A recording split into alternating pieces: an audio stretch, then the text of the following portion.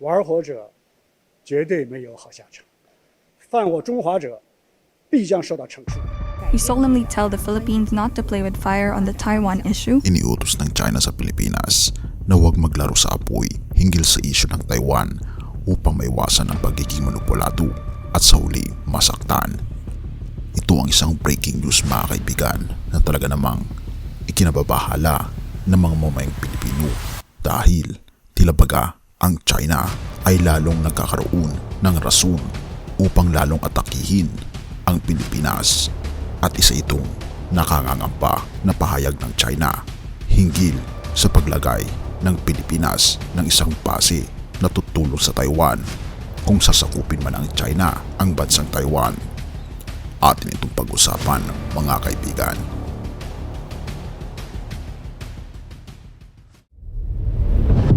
Binanggit ng China sa Pilipinas na huwag maglaro sa apoy.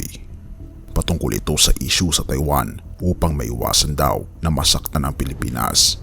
Sinabi ito ni Wang Wenbin, tagapagsalita ng Ministry of Foreign Affairs o MOFA ng China nang tanungin siya hinggil sa iniulat na direktiba ni Defense Secretary Gilberto Teodoro sa mga opisyal ng militar na magpadala ng mas maraming tropa sa Batanes.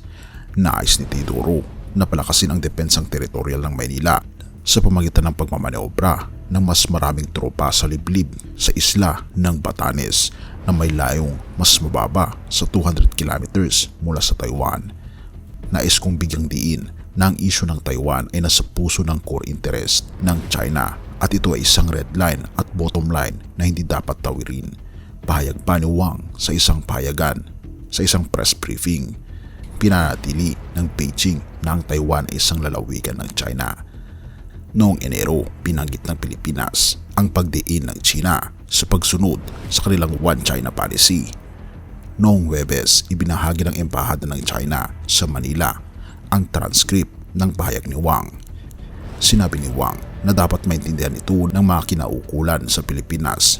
Dapat sila mag-ingat. Ayon sa kanya, ang China at Pilipinas ay mga kapitbahay sa kabila ng dagat. Ang magkaibigan na pagpapalitan ay naghahari sa kasaysayan ng ating bilateral na ugnayan. Ang isang malapit na kapitbahay ay mas maaaring makatulong kaysa sa isang malayong kamag-anak.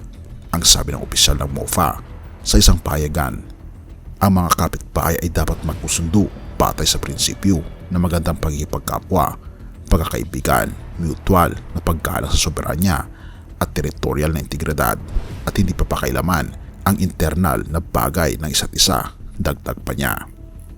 Kung ating mapapansin mga kaibigan, hindi may pagkakaila na ang friksyon sa pagitan ng China, Taiwan at Pilipinas, maging ang United States of America ay tumitindi.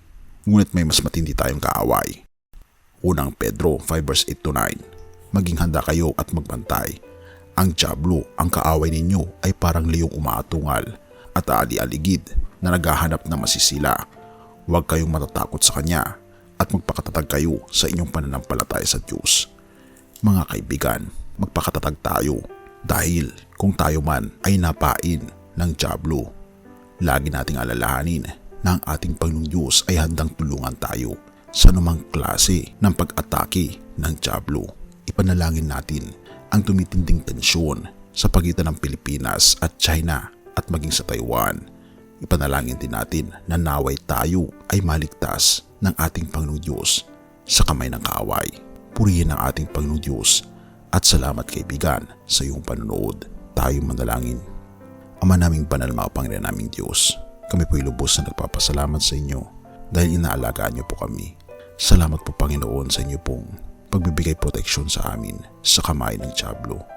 Patuloy niyo kaming palakasin Panginoon at patatagin at laging manampalataya sa inyo pong mga pangako na kung gagampanin po namin Panginoon ang pagpapasakop sa inyo, kami po'y magiging ligtas. Patnubayan niyo po ang inyo pong mga anak sapagkat kailangan po namin kayo. At patawarin po kami sa lahat ng aming pagkukulang at pagkakasala pagkat ito ay aming samot hiling sa matamis na pangalan ng aming Panginoon Jesus. Amen.